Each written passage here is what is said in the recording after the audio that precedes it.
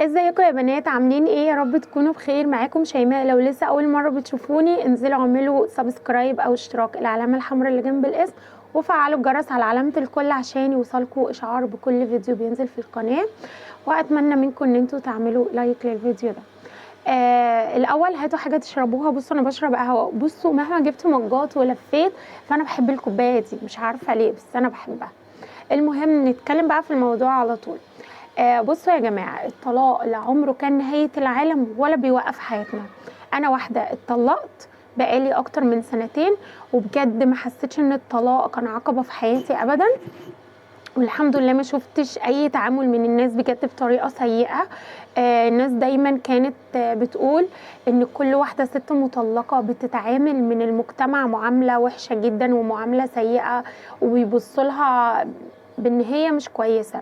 بصوا، هو اكيد في ناس كده وممكن تكون في ناس بتختبرك، بس صدقوني في المرحله اللي احنا فيها دي الطلاق زاد قوي، فما بقتش الناس بقى بتحط في اعتبارها الكلام ده. وبعدين الست المحترمه بتبقى محترمه لنفسها وعلى حسب تربيه كل واحده فينا.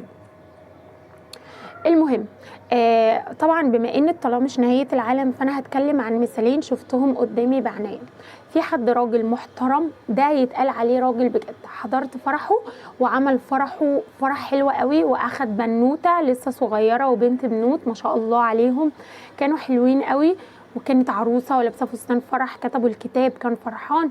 الراجل ده مطلق ومعاه عيال. الطلاق ده مثال ان الطلاق مش نهايه العالم. عيشوا حياتكم طبيعي عادي جدا. لازم ان احنا نتجوز، احنا مش هنفضل قاعدين. انا واحده من الناس كان في اعتقادي ان انا لا، انا هفضل قاعده واربي ابني بس، وان انا مش هلاقي حد كويس. بس من الظاهر حواليا لا، في ناس كويسه. انا كنت موقفه حياتي وقافله الباب ده، فصدقوني انا مش هقفل الباب ده تاني. بس المهم ان انا اختار صح واركز على الاختيار المره دي. الاول الراجل ده اغلب الناس زمايله اتكلموا عليه كلام بشع جدا، وان هو صغير وايه اللي كان بيعمله ده، وعيب اللي هو عمله، وده كان راجل متجوز قبل كده. ايه يا جماعه اللي انتوا فيه ده؟ بجد انتوا بتكرهوا الخير للناس ليه؟ سيبوا كل واحد يفرح بطريقته. والله انتوا ما عشتوش حياه الناس دي عشان تعرفوا هم مروا بايه. يعني انت اللي بتتكلم او انت اللي بتتكلمي، انت ما شفتيش البني ادم مر بايه، او ايه العقبات اللي وقفت في حياته كتير، وكان ازاي مكتئب، وكان ازاي فاقد الامل، وان في ناس حاولت توصل للانتحار او وصلت للانتحار بالفعل بسبب الموضوع ده. ليه بقى ان احنا نكون ان احنا الناس اللي بنحكم على الناس اللي حوالينا بالاعدام؟ ليه؟ فعيشوا حياتكم واختاروا صح واتجوزوا. ممكن نكون ربنا ما وفقناش في الاختيار الاولاني، والحمد لله دايما طول مع لساننا كلمه الحمد لله، والله ربنا بيعوضنا. هقول لكم بقى المثال التاني، وده كان لسه امبارح وانا حضرته بنفسي. واحده حبيبتي بجد، يعني انا بحبها قوي وبتمنى لها كل الخير وربنا يسعد قلبها يا رب. برضو انفصلت وعندها بنات ما شاء الله عليها، لسه صغيره يا جماعه، صغيره جدا، ما لحقتش تعيش حياتها. اتجوزت وعملت فرح ما شاء الله، ورحت حضرت الفرح، وعريسها ما شاء الله عليه لسه شاب، ما اتجوزش قبل كده.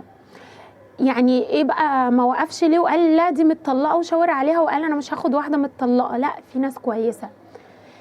احنا بقينا في 2024 فعقلنا ده يكبر شويه، مش كده؟ المهم، حضرت فرحهم، كانوا حلوين قوي وكانوا فرحانين بجد قوي، ربنا يسعدهم يا رب. تمام. في بقى حد او ناس دخلت سالتني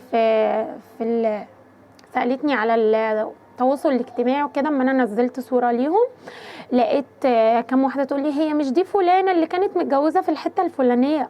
يا ستي، كانت متجوزه وما حصلش نصيب، ما اختارتش صح، كان في حد بوظ لها حياتها ما تعيش يعني عشان اتجوزت الفلاني في الحته الفلانيه، فدي ما يلهاش ان هي تتجوز وتعيش حياتها؟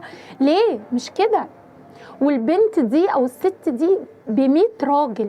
البني ادم اللي كانت متجوزاه ما كانش بيصرف على بناتها جنيه، هي اللي كانت شايله المصاريف وبتشتغل وعملت لنفسها اسم، خدت كورسات وشهادات، وكان ما شاء الله عليها بجد معروفه عندنا جدا.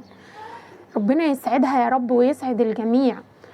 انا جايه بجد اقول لكم دي مش نهايه العالم. سيبوا كل واحد يعيش حياته بالطريقه اللي تعجبه، ما دام ما بنعملش حاجه تغضب ربنا فاحنا ماشيين صح.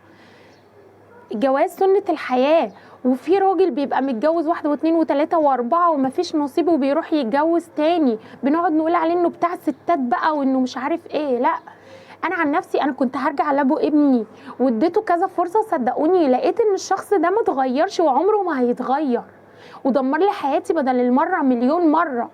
فما ينفعش، خلاص قررت ان انا ابص بقى لقدام وانسى كل اللي عدى من حياتي ده. في ايه؟ لازم نفوق لنفسنا ونبص لقدام، حياتنا جايه وربنا كاتب لنا حاجه هنشوفها. صلوا وقربوا من ربنا وشوفوا ان حياتكم مثاليه وكويسه. طبعا مفيش حد حياته مثاليه، بس شوفي انا مطلقه مفيش حاجه تعيقني ولا توقفني ان انا امارس حياتي الطبيعيه، اشتغل واخرج واتفسح واربي عيالي بالطريقه اللي انا عايزاها، ومحدش ليه حاجه عندي مادام ما بعملش حاجه غلط. بس كده، اشوفكم على خير في